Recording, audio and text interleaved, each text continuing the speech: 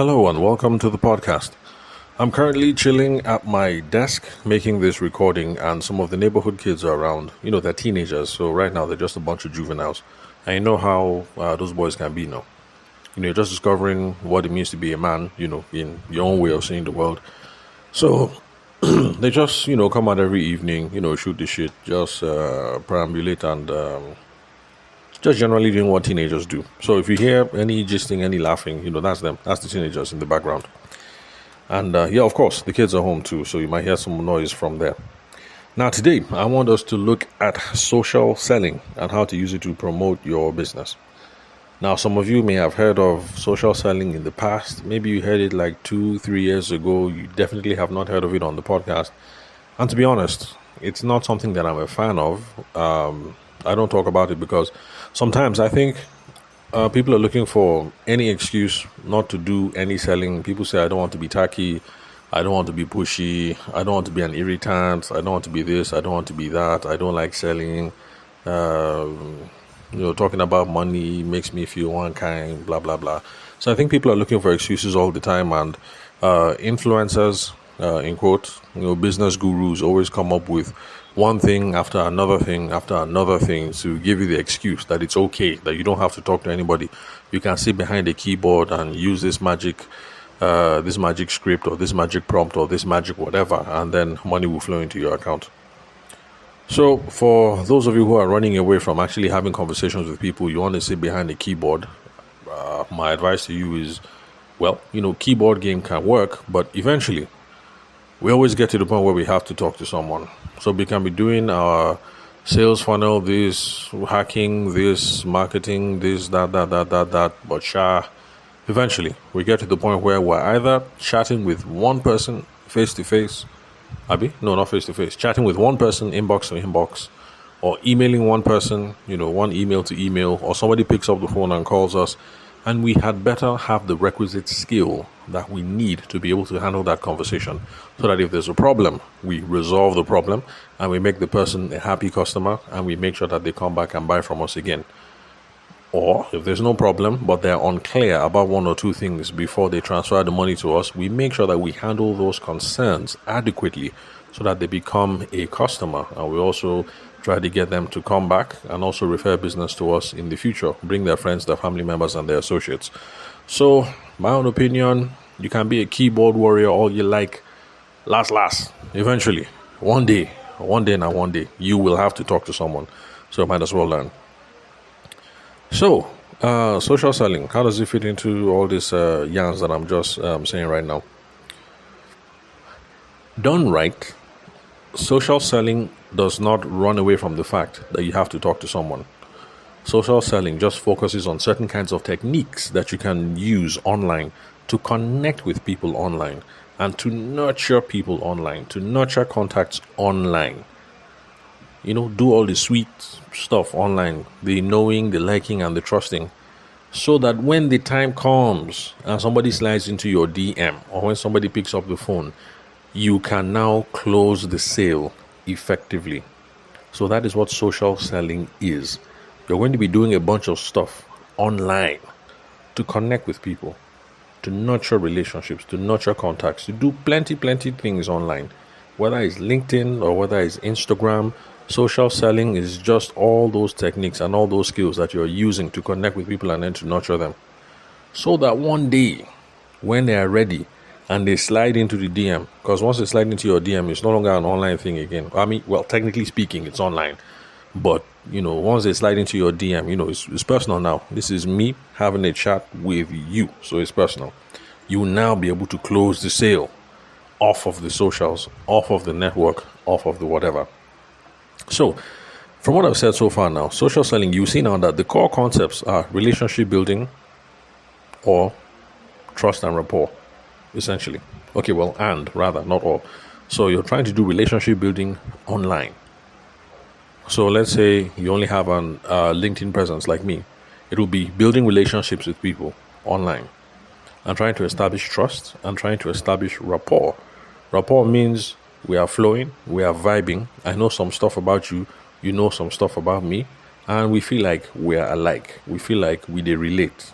That is what rapport is.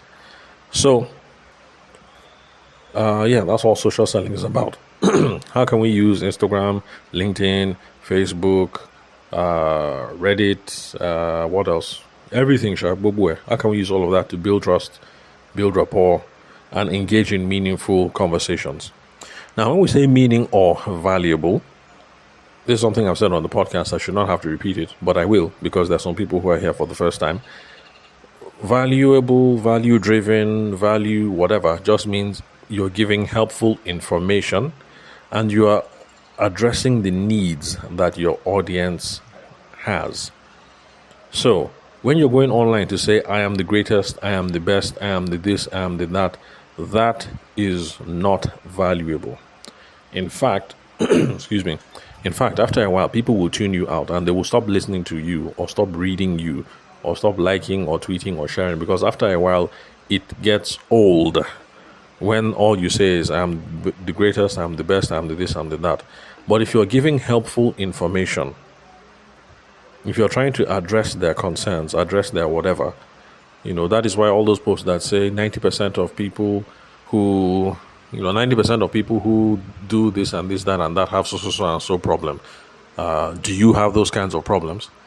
I mean, that is valuable to a particular kind of audience. And of course, they'll read it if that is a problem that they have. So, the things that you have to put out on social media have to be value driven. And remember, value is not from your own point of view. Value is from the audience's point of view. What is it that they like? What it is that they need? What is it that they find to be helpful? Then, of course, social selling. It wouldn't be social selling if you're not using social platforms. So when I see people face to face or we're networking or you go to Abuja Trade Fair or Lagos Food and Drink Fair or Enugu Makeup Fair, that's not social selling. Even though that's, excuse me, even though that's a social situation. But remember, when we're talking about social selling, we're talking about social platforms, online social platforms. And then you cannot do any direct selling online when you do social selling because, it just comes across as tacky. I don't know you, you don't know me. This is the first time we're meeting and you're saying I should buy headphones from you or I should buy real estate from you. As in how? Like, how do we know ourselves? So the whole point is actually to engage in conversations and to build relationships online so that people love you, they trust you, they have some rapport so that later on, if the person slides into your DM to start talking about the headphones, you're open to having the conversation with them, or the other way around. If you, the customer, slides into the person's DM, you guys can now have a fruitful conversation. So let us try and apply all this grammar now to the fascinator, to the Heart and Fascinator business. Now, the reason why I'm doing Heart and Fascinator business is because the last case study that we did, if I remember correctly, was the lady who wants to start a Heart and Fascinator business. And I said to try and max it out as much as possible. I will continue using her as an example until I come across somebody else who has a much more interesting business or a business that we've never spoken about on the podcast before, because this is the first time we're talking about Hearts and Fascinators. So this is how it applies to Hearts and Fascinator business. So if you're going to engage in social selling and you're this lady who wants to get into, I think her name is Bolu. Yeah, Bolu. So if you're Bolu and you want to start your Heart and Fascinator business and you're considering a social selling strategy, the first thing you have to do is to define your target audience or to define the niche. The number one question that we have to ask ourselves, who are we running after? Who will they pursue? You have to ask yourself that question. Because the answer to that question, who are we pursuing? That is what will determine which social media to use. If you are trying to pursue, Nigerian market women who are fabric traders, maybe you should not be on LinkedIn. I'm not sure. But my guess is maybe those people don't hang out on LinkedIn. I suspect they hang out on Facebook and they hang out on, what's the other one? Instagram. If you're trying to reach out to, born again millennials who attend high Pentecostal churches or something like that, then maybe you should not be on Facebook. Maybe those kind of people spend more time on TikTok or on Instagram. I don't know. I'm just guessing. But sure, you get what I'm trying to say. We need to know what niche are we going after or who's the audience we're targeting. That is what is going to determine where we're going to start running after people so that we can choose the right platforms. So since you are like Bolu and you want to be in the hat and fascinator fascinator business. By the way, if this is your first time listening to the show and you're a guy, a fascinator is just these fancy caps. So this guy, Diana's boy now, Prince Charles, King Charles, yes, now King of England. So his son, the first boy, is married to, what's her name now? Katie something, Katie Winslet, Abby, and I can't remember her name. So those kind of fancy hats that Kate wears, you see something on her head like a semicircle, then maybe one peacock feather, and then maybe it has one golden sash running across it or something like that, or maybe a grey net. Those are the things that are fascinators. So it's like their headgear, but it's not really a hat, but it's kind of a hat. It's high fashion. So that's what a fascinator is. In case you're a young man listening to this and you're wondering, what are they talking about? So we have to choose the right platform. So my guess is that since you're doing hats or fascinators, there's kind of like a visual component to it. So I think you're probably looking at Instagram, probably Pinterest, or probably Facebook to start building your community and then to start interacting with people. Because I suspect that women who are into those sorts of things, that is where they hang out. If I'm wrong and you're in the business, please let me know that, hey, Mr. Tabishima, I actually am in the hat and fascinator business, and you gave us wrong advice here. This is what you should be instead. The number to reach me on, my WhatsApp number is 080-6466-2140. The country code is +234 for those of you who are not Nigerian. That's my WhatsApp number, so give me any feedback there. Then you also have to create quality content so that you can start engaging in conversations online. Because if your conversation is not quality, people will not like, people will not share, people will not comment. So for those of you who've been liking and sharing sharing the podcast and promoting it on other platforms, because I received a screenshot, I think like last month, somebody was like, hey, I saw your stuff in my community, and I was tripped. I was man tripped, because from this end, all I see is number of downloads and maybe people commenting on Spotify, people commenting on YouTube. So it's nice to see me showing up in other platforms. I mean, there's no way I can track that some of you are sharing it in your groups. So for those of you who do, I appreciate the love, and please keep doing that so we can reach more people. But bottom line, what I'm saying is you have to create quality content. If you're starting any business and you want to use social selling, so if you're in the heart of fascinator business.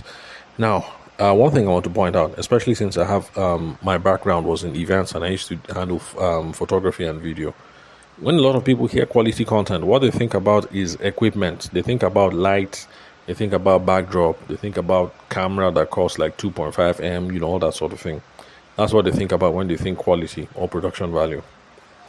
Now, I'm here to tell you that is not that's not the only thing to think about when it comes to equipment. When it comes to creating quality content.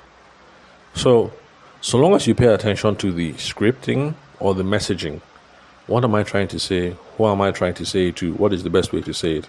If you pay attention to scripting ahead of time, you pay attention to some simple lighting and contrast. Like if you're going to create a video of you wearing a fascinator, but you're standing in a dark corner of the room, there's a problem.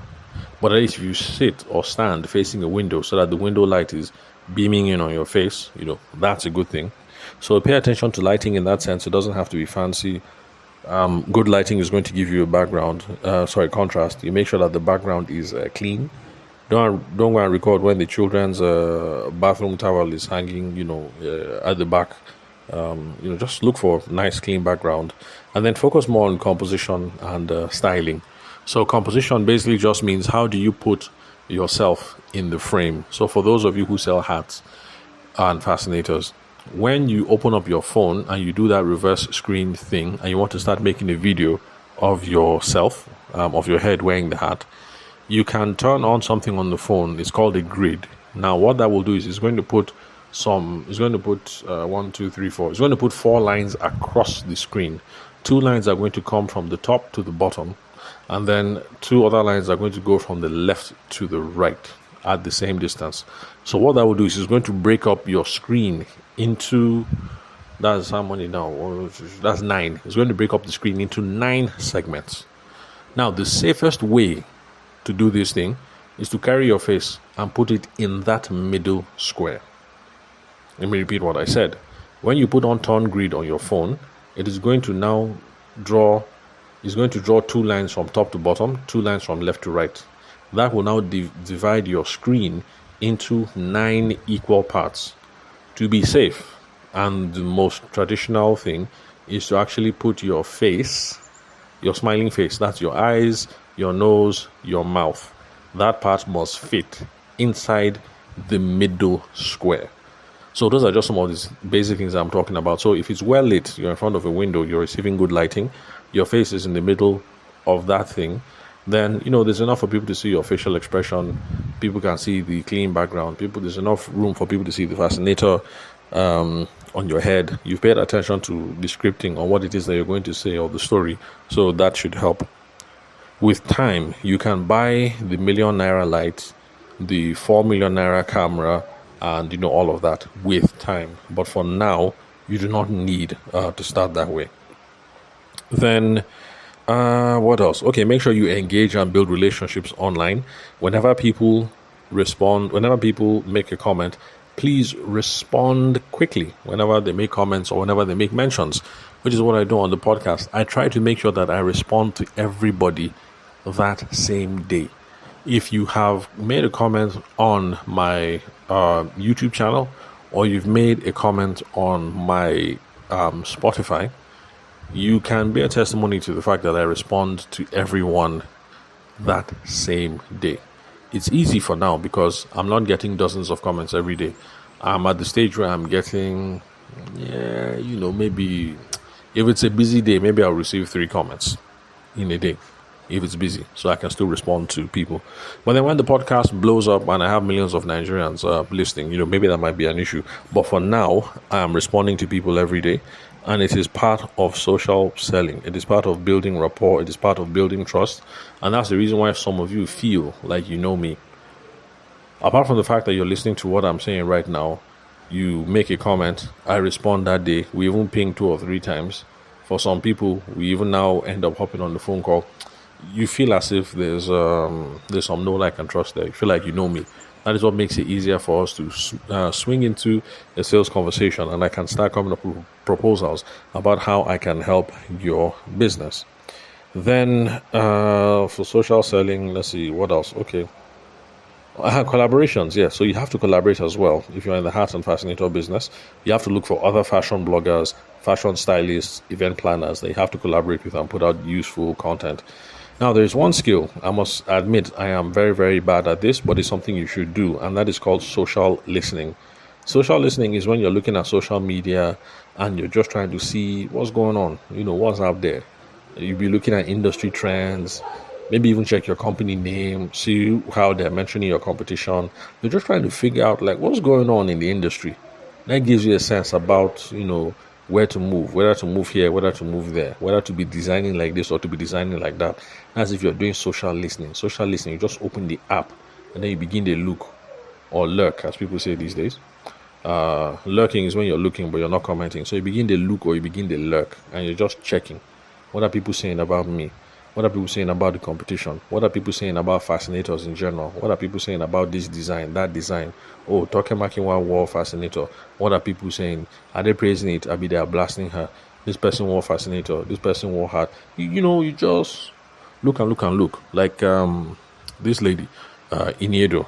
Oh, by the way, I heard that Iniedo has done bum job, and she has done boob job, and she has done lip job. That's why I heard though. But I haven't seen it anyway. So for those of you who follow that kind of thing, let me know if that's true. So I heard that Iniedo's Popsy died now. And then I saw some photos. And man, those people really wanted to take over Uyo. Because, sorry if you're from Uyo. Sorry, forgive me. My wife says I'm pronouncing the town name wrong. Forgive me. I'll learn the real pronunciation. So they're going to shut down Uyo now. And come and see designs like Toke Makinwa showed up in a private jet So some people were wearing Fascinator, some people were wearing Gele, some people were wearing different things. So, this is all part of social listening if you're in the business now. So in Edo's father's burial, you will now be looking, you will now be checking that, see the comments. Or people commenting on her corset, or people commenting on the Fascinator, or commenting on the Gele. So looking at these things, you just they listen once in a while, just they lurk. You now be getting idea, you now be getting inspiration. You now see what's up, you know what's popping, what's hot, what's not. These things also inspire you where to move the business and what kind of designs to do later on. So that's social listening. And that's one thing I don't do. I don't do social listening. Because for me, I can say, let me just look Instagram small. Before you know it, 3 hours have passed and I'm on Instagram Reels. What did I do with my life? Nothing. So that's one reason why I deleted all those apps. So social listening, I don't do. But please, you should do it. Just exercise some self-control. So you won't say that, let me just do TikTok small. And then you open TikTok at 6:30. Before you know it, you look up, you see that time is now 11:30. You wasted the whole day. Bath, you never bath. Chop, you never drop. And you've, ignored a whole host of things you should be doing. So, okay, I've said a lot. So let me just try and round it up. Now, the bottom line is, all these things that I've been saying, what is the whole point of all these things? We're just trying to use social media to show our expertise. People who see your hats online, who see your fascinators online, who see your profile, they should see that this babe, Bolu, I hope I remember your name correctly. So Bolu wants to start the hat and fascinator business. When people see your Instagram, they should know that, this very babe, as in this babe, she's the very babe. She's the bomb. That when you want to spell fascinator, you spell fascinator, Bolu. That once you see Bolu, you see fascinator. That's what you're trying to show. Then also try and take advantage of shoppable posts. Now, I must confess, especially since I have left TikTok, that look, this is something that has passed me by. But apparently, there's something called the shoppable post. You're able to do something to your post so that people can click directly and then go to your shopping store and then buy. So, Bolu, if that's the case, I better go and do some research so that you can say you can hook up your TikTok handle, so that as people are browsing your TikTok and they see something that they like, they can click and then from there, direct, they can now buy your stuff. I hear that shoppable posts are also available to some people in Instagram. Abi, it depends on the country. But anyway, don't take this thing as gospel truth. Just go and do your own research. Then, what we're supposed to be doing, in case you haven't figured out when it comes to social selling, is essentially we're just doing social activity online. And we're trying to do paparazzi online. That's the whole point of social selling. Do social activity, do paparazzi. You are not trying to close any sales yet. But then you might be asking, if I'm only going to be doing social activity all the time and then it's paparazzi every day, how will I make money? It's very simple. What you do is, as you're having conversation with people, because there's some people that will say, I like this, I like that, I like this was good. When you style this person, this was that, all those conversations. You now use what we call trial closes in sales. Trial close is anything you do or anything you say that tries to gauge, is this person interested? Is there any sense of urgency? Urgency just means, time bound. Is there any reason why they need to make a decision today? Is there any plausibility here? Is it possible that this person might end up becoming a client? So that's what a trial close is. Anything that you say, anything that you do, anything that you hint at that tries to gauge interest, tries to gauge urgency, and tries to gauge plausibility. Now, your trial closes have to be questions and conversational, because that's just what average human beings do. So open-ended questions: who, what, why, when. So as you're interacting with people online, as they're commenting on your post and things like that, you should be asking some kind of simple questions. And you can use these questions to transition into sales or initiate sales conversations. And that is how you take things offline. That's when you ask a question like, how does this blah, blah, blah sound to you?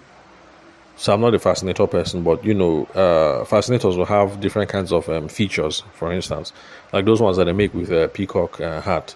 So let's say somebody has been commenting on a hat that was made with, let's say guinea fowl feathers. I don't know if you can make a fascinator with guinea fowl feather, but let me just pretend that you can.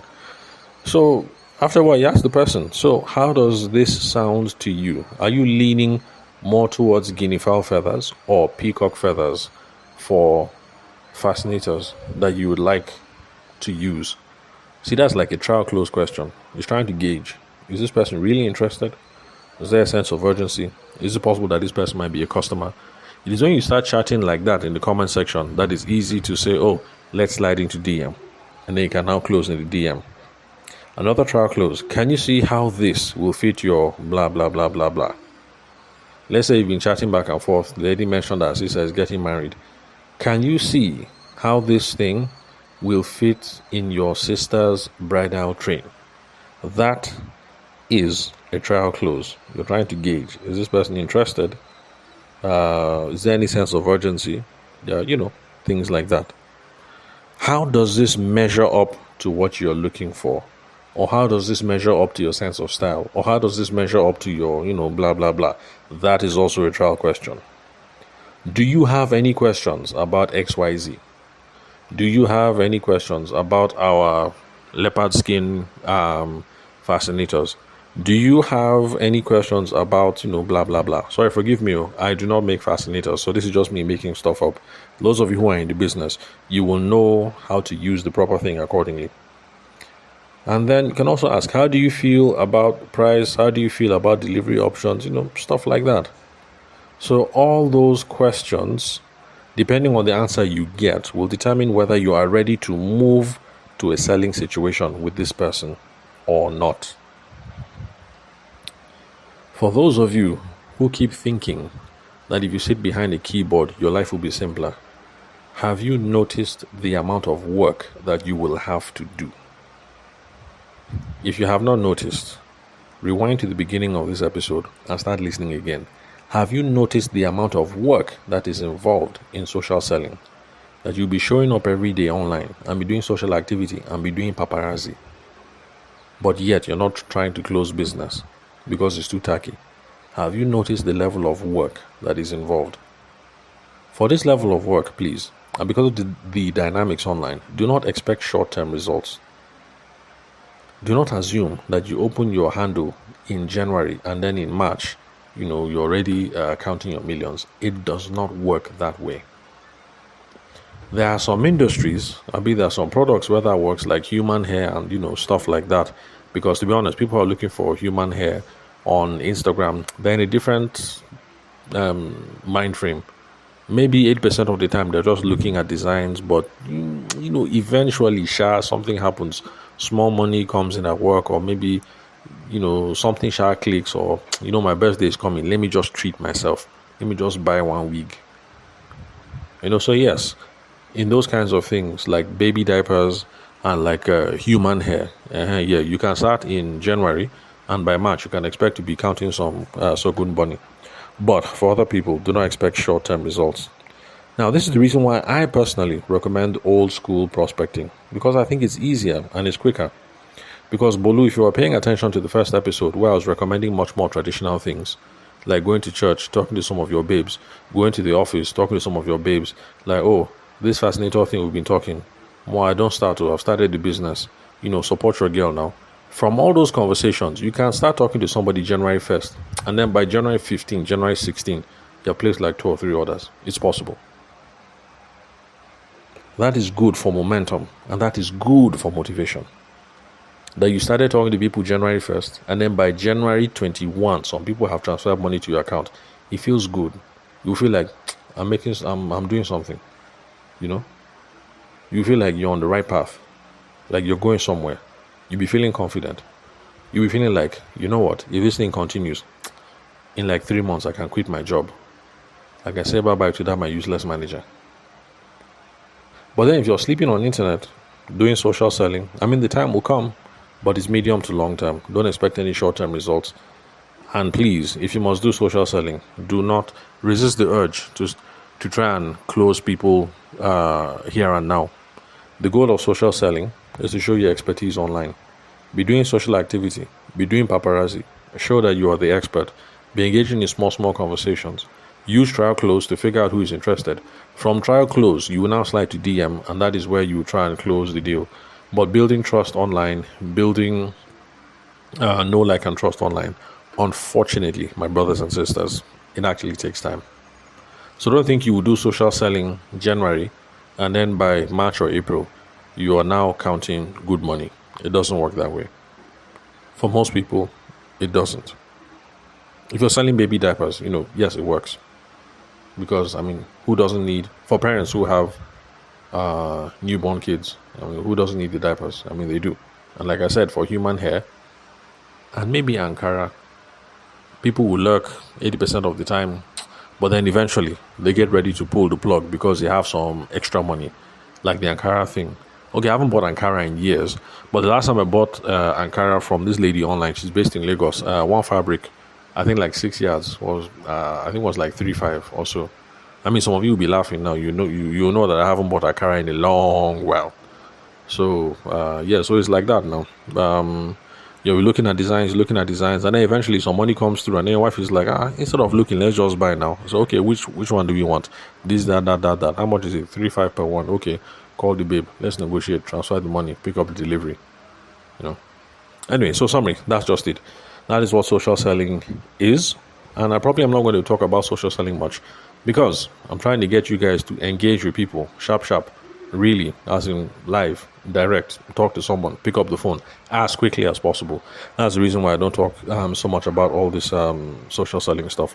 So thank you very much for your time and attention. If you have any questions to ask or any contributions, or you want to have a strategy session or a business audit, the number to reach me on is 080-6466-2140. Again, 080-6466-2140. The country code is +234. For those of you who are not Nigerian, that's my WhatsApp number. And please do not call me at 10-11:30 at night like that one guy did. Or at the very least, send a message first before you start trying to call me at after 10 at night. It's just common sense, and it's just being polite, particularly in the Nigerian context. You don't just hit up people late at night like that. So thanks for your time and attention. I'll catch you guys in the next episode.